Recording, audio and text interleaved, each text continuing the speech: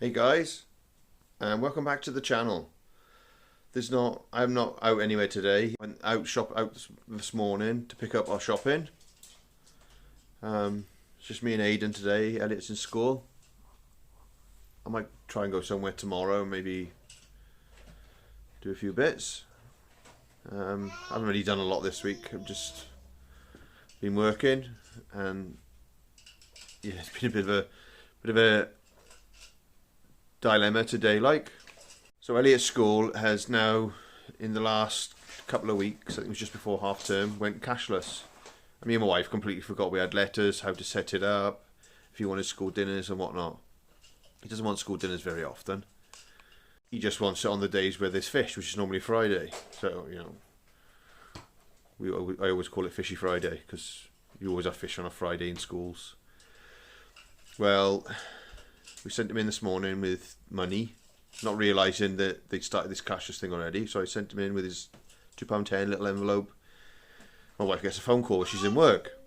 So she rings me and says, are you able to go and take his lunch bag down to the school, give him a packed lunch? I was like, why, what's happened? She said, they're not taking cash anymore. And I was like, I was thinking, poor Elliot, he was looking forward to having his fish. Absolutely looking forward to it. And he was like, yeah, I'm having school dinners, blah, blah, blah. To then be told by the school, oh no, you can't have school dinners because we're not taking any money. Didn't even make an exception, just so I could have had it all set up by Monday and then just, gone and paid them that way. They could have just taken the money up then. So I was down Asda's picking up our click and collect. So once I'd done that, when I was waiting to do that, I rang the school and I spoke to the receptionist. Explained what had happened. She said, "Oh, you're Elliot's dad, are you?" And I said, "Yeah." I said, "My wife just phoned me now and just told me what happened." I said, "Is there any way we can set up the app now?" I said, "I've got the app on my phone, but I've misplaced the paper with his number on it." I said, "I don't suppose you've got his number." So with that, then she gave me the number. I set it all up. I said, "Oh, so he can have school dinners today, then can he?" She said, "Yeah, but you'll have to do it soon." So I said, "Oh," so he's looking forward to the fish today. She said, "Oh, there's no fish today." And I was like, "What?" I said, "How come?" So she said there was something wrong with the cookers. There was something wrong with the cookers yesterday, and the quickest thing to cook was the fish. It was either bagel pizzas. Bagel pizzas? Why not just like French bread pizza, or like you can buy those big bases when I was in school. You cut it into fingers, or bagel pizzas and curry. Now Elliot is one of the fussiest kids I wouldn't say you'll ever meet, but he is quite fussy. He eats just like plain pasta, plain rice. Since having COVID, he's gone off veg completely. He said it tastes disgusting, and before that, he used to eat the veg first. He'd literally hoover it. So I spoke to the receptionist, and I said, he's not going to like any of that. I said, to be honest, he was looking forward to the fish. I said he'd been going on about it all morning. She said, "Oh no, they've done the fish. You'd have to have it next week now." I said, "Okay." Well, I said, "Thanks for giving me the number. I've set it all up now." I said, "I can put money in for next week, and he can have it then." He also buys fruit. We give him fruit, but he also wants fruit from school because his friends buy it. It's like 20p a day or something or other. But if you're the last person having the fruit, you basically shit happens. You basically get whatever's left. So he wanted a banana the other day, and he couldn't have a banana because one of his other friends wanted it, so he had to have an apple. And I put an apple in his bag that day as well. So then you got Aidan. Aidan decided yesterday, the curse of the mashed potato again. The other day he had some mashed potato and decided to rub it all over his tablet. Yeah, so he did that. This week he did do that as well. He did it again. So then we took his tablet off him, gave it a wipe down, and then he decided to smear it all over the walls. And I was at the kitchen with my wife, he was literally eating right by us. He walked straight out the kitchen, bold as brass, thinking he owned the place, and just rubbed it all over the wall. And when we were house sitting our hamster last week, not our hamster, my sister-in-law's hamster, the hamster had a playpen. and the boys kept putting all their toys in there and sitting in there, and I have to cover them with a blanket.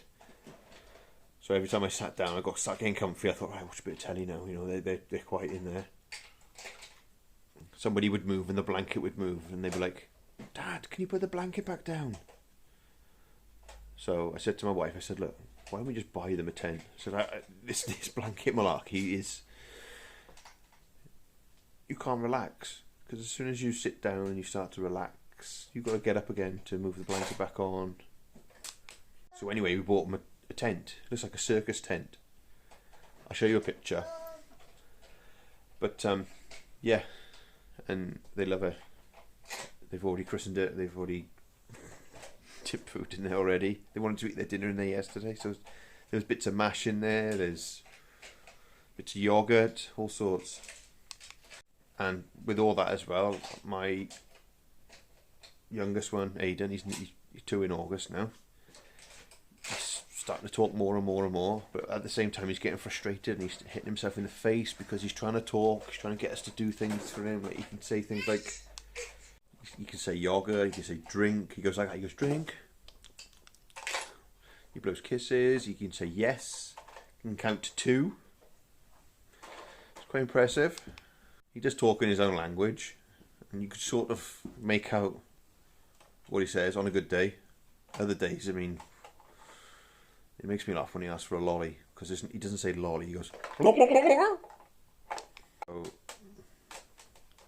nearly 2:30. Sorry, I'm just looking at the clock's in front of me. And we're picking Ellie up from school soon, and I feel so terrible that he couldn't have his jumbo fish finger today, that I'm going to go down the shop with him after school, and you can pick some fish, because he absolutely loves fish. You can pick some fish. We've already got some chips or something. I would say mushy peas. You know, it's normal to have fish chips and mushy peas, but you know, I do the boys fish and chips for dinner. I just felt so sorry for him when the teacher said, when they rang my wife and said, "Oh yeah, you can't have school dinners because we don't take cash anymore." And I said to my wife about it. I said, "Look, they take cash for fruit. Why can't they just make an exception just this one day, and then I can sort the card out over the weekend and just put the money on there?" No, they wouldn't do it. They wouldn't allow me to do it. So there we are.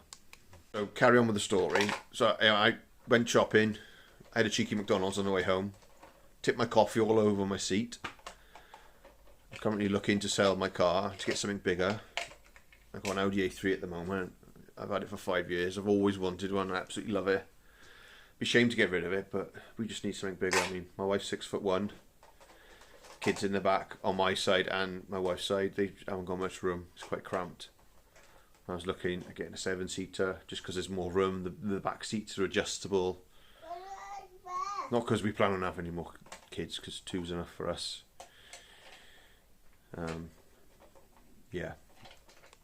In a later video, why 2 is enough for us. I mean, after the birth of my second child, we decided no more, we couldn't do it again. Yeah, we're just currently looking for something a bit bigger. I mean, I think my wife is sick to death of me just going on about cars, because I'm forever sending her links for cars, see if she likes it, see, you know, I'm constantly going on about cars. I'm emailing dealers about the second-hand cars they've got, the ones I'm interested in. I haven't even sold my car yet. Been quoted, I can get a fair amount. I don't want to disclose how much, but I can get a bit for my car, and then I'd have to get the money another way to put a deposit down. Well, I could put a deposit down with the money I get for just the selling the car, but there's a few bits I want to do to it first. Like there's some bits I've sanded down that need primer and then paint and then clear coat. I've sanded down. I've done all the bumpers, front and rear, because the lack of peel on them was absolutely shocking. That's just from going to work and back. I mean, the car's an 08 plate, so it's quite old already. Look, I don't want to bore you with these details. You know, if I play this back and it's boring me, then I feel sorry for my wife, because she gets it every day. She rolls her eyes. She's like, "Here we go again. Here we go again. He's off. He's off."